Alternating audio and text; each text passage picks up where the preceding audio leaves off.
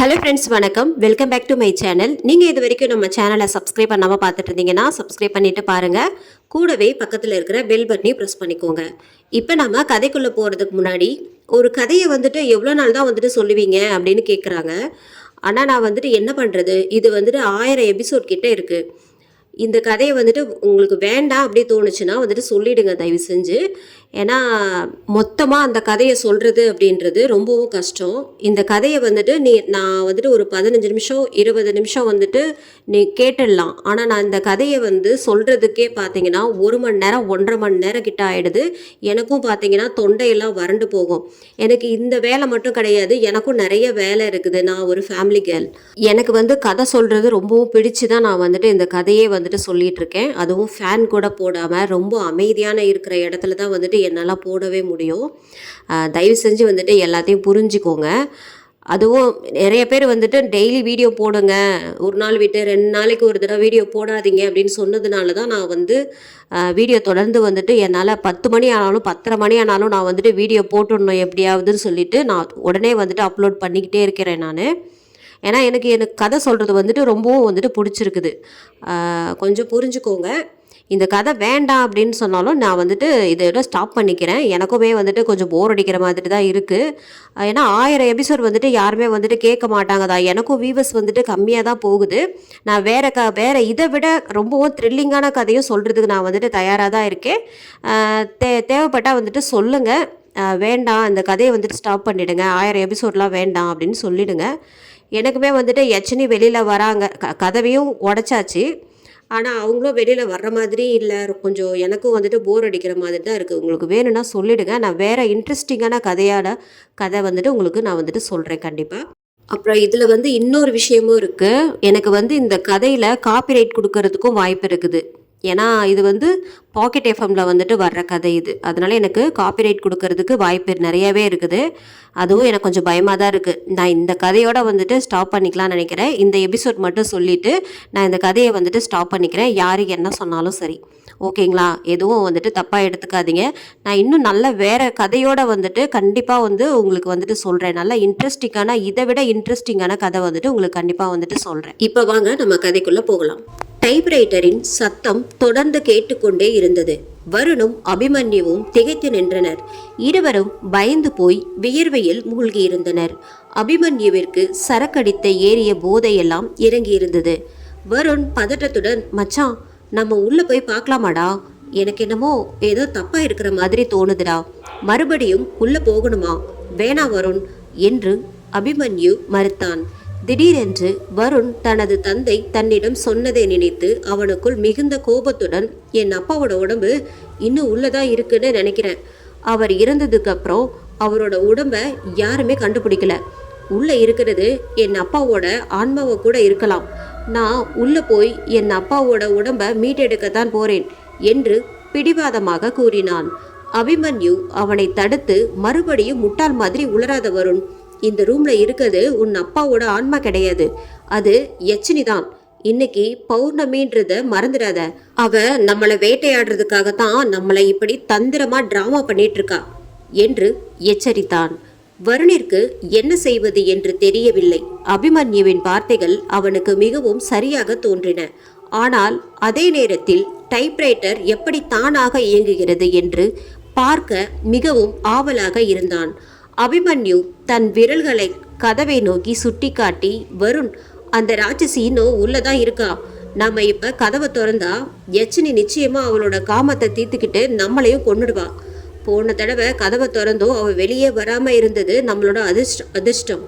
ஆனா இந்த முறையும் அப்படி நடக்கும்னு நினைக்காத மச்சான். நீ சொல்றதெல்லாம் சரிதான், அதை நானும் ஒத்துக்கிறேன். ஆனா என்னோட வலியும் வேதனையும் கொஞ்சம் புரிஞ்சுக்கோ.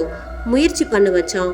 என் அப்பா இறந்த பிறகு அவருக்கு செய்ய வேண்டிய கடைசி காரியங்களை கூட என்னால் செய்ய முடியல. என்கிட்ட அவர் கேட்டதெல்லாம் ஒன்று தாண்டா. இந்த ரூம்ல அவரோட உடம்பு இருக்கு, அதை வெளியில எடுத்துட்டு வர அவருக்கு செய்ய வேண்டிய கடைசி மரியாதையை செய்யணும். அப்படி செஞ்சாதான் அவரோட ஆத்மா சாந்தி அடையும் என்று தன் பக்கத்து நியாயத்தை விளக்கினான் வருண். அபிமன்யு அவனை மறுத்து பேச முடியாமல் தயங்கினான்.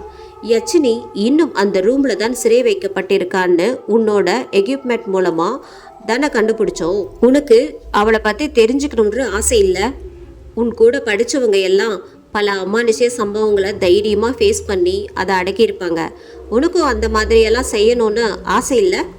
யட்சினியோட ரகசியங்களை தெரிஞ்சுக்கிட்டு அவளை மட்டும் நீ வீழ்த்திட்டேன்னு வச்சுக்கோ, அவ்வளோதான், நீ இந்த ஊருக்கே ஹீரோ ஆயிடுவ.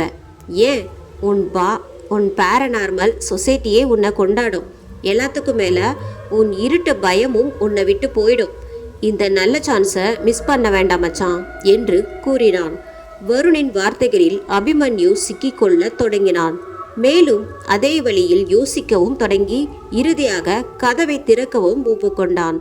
சரிடா, நீ சொன்ன மாதிரியே நான் கதவை திறக்க சம்மதிக்கிறேன். இனிமே வர்றத நம்ம 2 பேரும் சேர்ந்தே சமாளிப்போம் என்று சொல்லி தைரியமாக கூறினான். அப்போது கிரீச் என்ற சத்தத்துடன் யட்சினியின் 666 அறை தானாக திறந்தது. கதவு தானாக திறப்பதைக் கண்டு இருவரும் அதிர்ச்சியடைந்தனர். லா லா லா லா லா லா லா லா என்று உள்ளிருந்து வந்தது யட்சினியின் வசீகர குரல். இருவரையும் ஈர்க்க வருண் கதவை நோக்கி ஒரு அடி எடுத்து வைக்க அபிமன்யு பின்னாலேயே பயத்தில் உறைந்து நின்றான். டேய் வாடா என்று அதட்டினான். வருண் அபிமன்யுவின் இதய துடிப்பு அதிகரிக்க அவன் பதற்றத்துடன் வருணை பின்தொடர்ந்தான். அவர்கள் உள்ளே சென்றதும் டைப்ரைட்டரின் சத்தம் நின்றது. இருவரும் உள்ளே நுழைய அந்த அறை முழுவதும் இருள் சூழ்ந்திருப்பதை கண்டனர். அவர்களால் எதையும் தெளிவாக பார்க்க முடியவில்லை. வருண் தன்னுடைய குழந்தை பருவத்தை இந்த பங்களாவில் கழித்திருந்ததால் அவனுக்கு இங்குள்ள அறைகளை பற்றி ஓரளவு தெரிந்திருந்தது. எனவே வருண் நிதானமாக இருளில் தடுமாறாமல் சென்று லைட் சுவிட்சை போட்டான். ஆனால் எந்த லைட்டும் எரியவில்லை. அடச்ச, எந்த லைட்டுமே எரியல. பங்களா ஃபுல்லாக கரண்ட் இருக்கு, ஆனால் எப்படி இந்த ரூமில் மட்டும் லைட் எரிய மாட்டேங்குது? ஒருவேளை வயர் கனெக்ஷனில் ஏதாவது ப்ராப்ளம் இருக்குமோ என்று தனக்குத்தானே பேசி கொண்டிருந்தான் வருண். வருணும் அபிமன்யுவும் தங்கள் மொபைல் டார்ச் லைட்களை ஆன் செய்தனர். ஆனால் இருவரின் மொபைல் டார்ச் லைட்களுமே விட்டு விட்டு ஒளிர்ந்து நேரடியாக அணைந்தது. இருவரும் அதிர்ச்சியில் குழம்பினார்கள். அறையில் கண்ணுக்கு தெரியாத சக்தி இருப்பதால் இது நடந்திருக்கலாம் என்று அபிமன்யுவிற்கு நன்கு தெரிந்திருந்தது. வருண் தன் மொபைலை தட்டி கடுப்பாகி கொண்டிருந்தான். ரூம்ல ஏதாவது ஒயர் கனெக்ஷன் ப்ராப்ளமாக இருக்கும், அதனால தான் லைட்டெல்லாம் எரியலன்னு நினச்சேன். ஆனால் இப்போ மொபைல் லைட்டு கூட எரிய மாட்டேங்குது. ச்சே, என்னடா ஆச்சு நம்ம மொபைலுக்கு? வருணின் கேள்விக்கு அபிமன்யு பதிலளிக்கவில்லை. ஏனென்றால் அவன் மனதிற்குள் பல கேள்விகள் இருந்தன. கடைசியாக இருவரும் அறையில் இருந்ததை பற்றி அவர் யோசித்தனர். அவர்கள் முதல் முறை உள்ளே வந்தபோது அறைக்குள் ஒரு இறந்த உடல் இருந்ததைப் போல மோசமான துர்நாற்றம் வீசியது. ஆனால் தற்போது அப்படி எந்த துர்நாற்றத்தையும் அவர்கள் உணரவில்லை. அறைக்குள் இருக்கும் மர்மம் என்னவாக இருக்கும் என்று அபிமன்யு யோசிக்க தொடங்கினான். வருணின் மொபைல் டார்ச் லைட் விட்டு விட்டு ஒளிர்ந்து கொண்டிருந்தது. அதில் ஓரளவிற்கு அவர்களால் அந்த அறைக்குள் என்ன இருந்தது என்று பார்க்க முடிந்தது. அறை முழுவதும் சிலந்தி வலைகள் நிரம்பி இருந்தன. அறையின் உள்ளே ஒரு மேஜை இருந்தது. அதன் மேல் ஒரு புத்தகமும் சில பேனாக்களும் பென்சில்களும் மற்றும் சில ஹைலைட்டர்களும் இருந்தன. அதன் அருகில் ஒரு மேஜை விளக்கு இருந்தது. வருண் அந்த விளக்குகளின் பொத்தான்களை மீண்டும் மீண்டும் அழுத்தி அது எரிகிறதா என்று பார்த்தான். திடீரென அபிமன்யுவின் தலைமுடியை யாரோ வருடுவது போல உணர ஆ அவன் பயத்தில் அலறினான். அதை கேட்டு வருணும் திடுக்கிட்டு பயந்தான். டேய் பிசாசே, ஏண்டா நீயும் பயந்து என்னையும் பயமுறுத்துற? கம்னாட்டி, கொஞ்ச நேரம் அமைதியா இருடா என்று கடிந்தான். அபிமன்யு பயத்துடன் யாரோ என் தலையை தொட்ட மாதிரி இருந்துச்சுடா, அதான் கத்துன என்றான். வருண் அபிமன்யுவை முறைத்தான். தேவையில்லாம பயந்து சாகாம அந்த டைப்ரைட்டர் எங்க இருக்குதுன்னு தேடு என்றான். அப்போது திடீரென்று அந்த டைப்ரைட்டரின் சத்தம் கேட்க இருவரும் திடுக்கிட்டு திரும்பினார்கள். அந்த டைப்ரைட்டர் ஒரு மேஜையின் மேல் இருந்தது. வருண் மொபைல் டார்ச் லைட்டை சத்தம் வந்த இடத்தை நோக்கி திருப்ப அது தானாக ஒரு டைப்ரைட்டர் மிஷின் டைப் அடித்து கொண்டிருந்தது. அதை கண்ட இருவரும் அதிர்ச்சியடைந்தனர். வருண் எப்படியோ மிகுந்த தைரியத்துடன் டைப்ரைட்டர் மிஷினை நோக்கி முன்னேறினான். அபிமன்யுவின் ஹார்ட் பீட் எகிரியது. அவன் அதன் அருகில் சென்று அதை தொடப்போக அந்த டைப் அடிப்பதை சட்டென நிறுத்தியது. அந்த டைப்ரைட்டர் மீது அதிகமாக தூசி படிந்திருப்பதை அவன் கவனித்தான். அதன் ஓரமாக சில இரத்த கரைகளும் இருந்தன. டைப்ரைட்டரின் உள்ளே ஒரு மஞ்சள் பழுப்பு காகிதம் இருந்தது. அபிமன்யு ஆச்சரியத்துடன், வருண், நீ கிட்ட போய் தொடப்போனதும் இந்த டைப்ரைட்டர் ஸ்டாப் ஆயிடுச்சு. இங்கே என்ன நடக்குது என்று கேட்டான். எனக்கு தெரியல அபி, இந்த டைப்ரைட்டர் எப்படி இந்த ரூமுக்குள்ளே வந்துச்சு? அது எப்படி தானா டைப் பண்ணுச்சு? ஏன் நான் கிட்ட வந்ததும் நின்றுடுச்சு? இது எல்லாமே எனக்கும் ஆச்சரியமாக தான் இருக்கு என்றான் வருண். இருவரும் தானாக இயங்கும் டைப்ரைட்டரை பற்றி யோசித்து கொண்டிருக்க திடீரென ஒரு காலடி சத்தம் அவர்களை வேகமாக நெருங்குவதை உணர்ந்தான். அவர்கள் திடுக்கிட்டு பின்னால் திரும்பி பார்த்தார்கள். ஆனால் அவர்களுக்கு பின்னால் யாரும் இல்லை. அபிமன்யு அமானுஷ்யத்தின் அதிர்வுகளை உணர்ந்தான். வருண், நாம இந்த ரூமை விட்டு உடனே போயிடலாம் வா, இனிமேலும் இங்கிருந்தா அது நம்ம உயிருக்கே ஆபத்து என்று எச்சரித்தான். பதட்டத்தில் இருந்த வருணும், ஆமா அபி, எனக்கும் அதான் சரின்னு படுது, வா போலாம் என்றான்.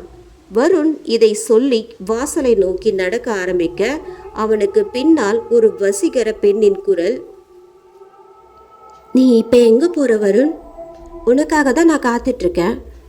என்னை பார்க்க உனக்கு ஆசையா இல்லையா என்று கூறி அவனை மயக்க முயற்சித்தது. வருண் பதற்றத்துடன், அபி, நீ அந்த குரலை கேட்டியா என்றான். என்ன குரல்? அது அது யச்சினியோட குரல். இல்லை, எனக்கு எதுவும் கேட்கல. வருண் இது தனக்கு ஏற்பட்ட பிரம்மையாக கூட இருக்கலாம் என்று தன்னைத்தானே சமாதானம் செய்து கொண்டான். பிறகு இருவரும் கதவை நோக்கி நடக்க ஆரம்பிக்க மறுபடியும் அந்த வசீகர பெண்ணின் குரல் அவன் காதுகளில் கிசுகிசுத்தது. வருண், என்னை விட்டு போகாத, நில்லு, என்னையும் உன் கூடவே கூட்டிட்டு போக மாட்டியா? என்னை கொஞ்சம் திரும்பி பாரு வருண் என்று அவனை கட்டாயப்படுத்த வருண் அக்குரலை புறக்கணித்துவிட்டு அந்த அறையை விட்டு வெளியே சென்றான். அபிமன்யுவும் அவன் கூடவே வெளியே வந்தான். அவர்கள் அறையை விட்டு வெளியேறி கதவை மூடியதும் மறுபடியும் அந்த டைப்ரைட்டர் சத்தம் கேட்டது. வருண் ஆச்சரியத்துடன், இந்த டைப்ரைட்டர் மறுபடியும் சத்தம் போட ஆரம்பிச்சிருச்சு என்றான். அபிமன்யு ஆச்சரியத்துடன், மச்சான், இது எல்லாமே யச்சினியோட வேலை தான். நாம் கதவை மூடினதும் டைப்ரைட்டர் ஸ்டார்ட் ஆகிடுச்சு. கவனிச்சியா? அவன் நம்மளை மறுபடியும் உள்ளே வர வைக்கிறதுக்காகத்தான் இதெல்லாம் பண்ணுறான். வருண் சிறிது நேரம் யோசித்து, மச்சான், இந்த அறைக்குள்ள ஏதோ மர்மம் இருக்கிற மாதிரி தெரியுது. யச்சினி ஒரு சக்தி வாய்ந்த ராட்சசினா அவள் ஏன் நம்மளை இன்னும் கொல்லாம விட்டு வச்சிருக்கா? அவளுக்கு என்ன அப்பாவுக்கும் என்ன சம்மந்தம்? இது எல்லாமே எனக்கு தெரிஞ்சாகணும் என்று கூறி வருண் சற்றென்று மறுபடியும் யச்சினியின் கதவை உள்ளே திறந்து சென்றான். தாளிட்டு கொண்டான். அபிமன்யு அவனை தடுக்க முயன்று தோல்வியடைந்தான். வருண், வருண், கதவு தொற வருண், வருண் என்று பயத்தில் கத்தினான் அபிமன்யு. உள்ளே இருந்து எந்த சத்தமும் வரவில்லை. மயான அமைதி. சிறிது நேரம் கழித்து வருண் கையில் டைப்ரைட்டருடன் அறையை விட்டு வெளியே வந்தான். அவனது கையில் இருந்த டைப்ரைட்டரை பார்த்து அபிமன்யு அவனிடம், எதுக்குடா இப்படி பண்ண? இந்த ரூமுக்குள்ள போயிட்டு வர்றதே நம்ம உயிருக்கு ஆபத்து. அதுல இந்த பாழா போன டைப்ரைட்டரை வேற இப்ப எதுக்கு நீ வெளியே கொண்டு வந்த? உள்ளே இருந்து எதையும் எடுத்துட்டு வராதடான்னு முன்னாடியே நான் உன்கிட்ட சொல்லியிருக்கேன்ல. வருண் நிதானமாக, மச்சான், இதுக்கு முன்னாடி நம்ம இந்த ரூமுக்குள்ள போயிட்டு வந்திருக்கோம். நமக்கு ஏதாவது நடந்துச்சா? இல்லைல்ல. அதே மாதிரி இந்த முறையும் நமக்கு எதுவும் ஆகாதுன்னு நம்புவோம். அது மட்டும் இல்லாமல் அந்த ரூமுக்குள்ள இருட்டாக இருந்ததுனால என்னால் எதையும் சரியாக பார்க்க முடியல.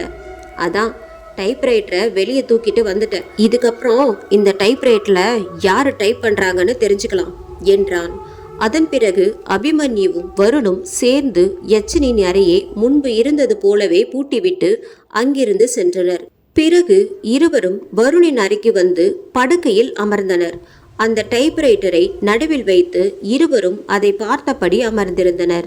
அந்த டைப்ரைட்டர் எப்படி தானாக இயங்குகிறது என்று பார்க்க இருவரும் ஆர்வமாக இருந்தனர். கண்கொட்டாமல் இரவு முழுவதும் அந்த டைப்ரைட்டரையே பார்த்து கொண்டிருந்தனர். அதன் பின் அவர்களை அறியாமல் இருவரும் தூங்கிவிட்டனர். வருண் மற்றும் அபிமன்யு இருவரும் தூங்கிக் கொண்டிருந்தனர். கடிகாரம் 3ஐ தொட்டவுடன் டைப்ரைட்டரின் பொத்தான்கள் தானாகவே அழுத்தத் தொடங்கியது.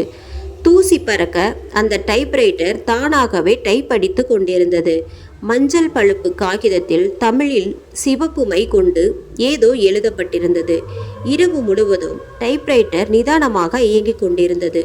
ஆனால் வருண் மற்றும் அபிமன்யு இன்னும் ஆழ்ந்த உறக்கத்தில் இருந்தனர். காலை 8 மணி ஆனது. வருண் இன்னும் தூங்கிக் கொண்டிருந்தான்.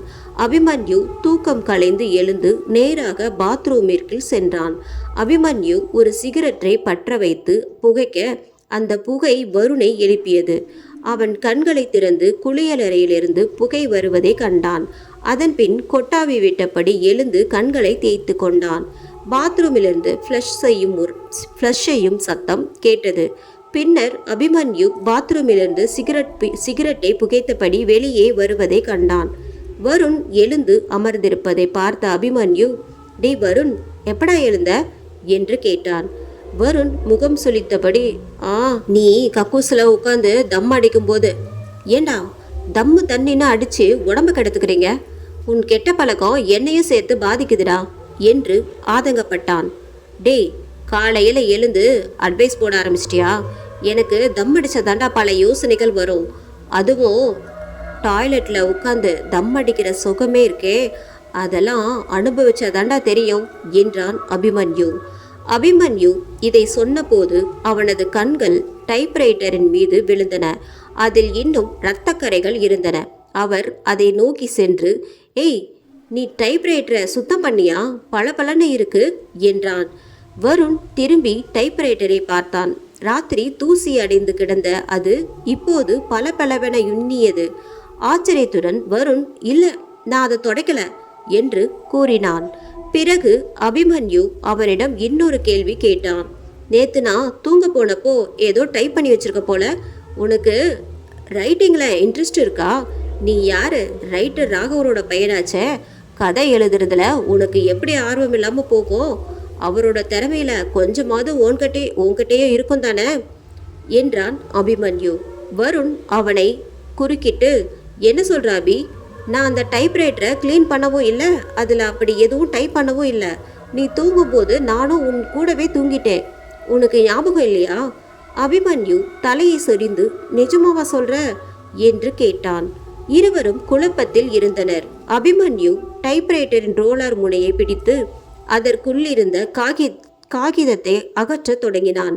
அதை கண்ட வருண், "நீ என்ன செய்கிற?" என்று கேட்டான். அபிமன்யு அந்த ரோலரை சுழற்றியபடி, "நான் அந்த பேப்பரை வெளியே எடுத்து அதில் என்ன எழுதியிருக்குன்னு படிக்க போறேன்" என்றான். அபிமன்யு மஞ்சள் பழுப்பு நிற காகிதத்தை வெளியே எடுத்து மேலும் 3 காகிதங்களை அதிலிருந்து எடுத்தான். அதில் என்ன எழுதப்பட்டுள்ளது என்பதை அறிய வருணும் ஆர்வமாக காத்திருந்தான். அபிமன்யு அந்த பேப்பரை கையில் வைத்து பார்த்து கொண்டிருந்தான். அதில் சிகப்பு மையில் தமிழில் ஏதோ டைப் செய்யப்பட்டிருந்தது. அதையே குழப்பமாக அபிமன்யு பார்த்து கொண்டிருக்க வருண் பொறுமை இழந்து, "நீ அந்த பேப்பரை எவ்வளோ நேரம் வேடிக்கை பார்த்துட்டே இருப்ப? கொஞ்சம் அதை சத்தமாக படிடா, அதில் என்ன எழுதியிருக்குன்னு தெரிஞ்சுக்குவோம்" என்றான். "சரி, நான் படிக்கிறேன்" என்றான் அபிமன்யு. அவன் அந்த காகிதத்தில் எழுதியிருப்பதை சத்தமாக வாசிக்க தொடங்கினான். நடக்கவிருக்கும் மோசமான நிகழ்வுகளை பார்க்க தைரியமில்லாத முழு பௌர்ணமி நிலவு மேகத்திற்குள் தன்னை ஒளித்து கொண்டது. அன்று அதிகாலை 3 மணி. கிருஷ்ணா ஆற்றங்கரையில் அமானுஷ்யம் சூழ்ந்திருந்தது. இந்த எபிசோட் உங்களுக்கு பிடிச்சிருந்தது அப்படின்னா நம்ம சேனலை மறக்காமல் சப்ஸ்கிரைப், லைக் பண்ணுங்கள். முடிஞ்சால் ஷேர் பண்ணுங்கள். நன்றி, வணக்கம்.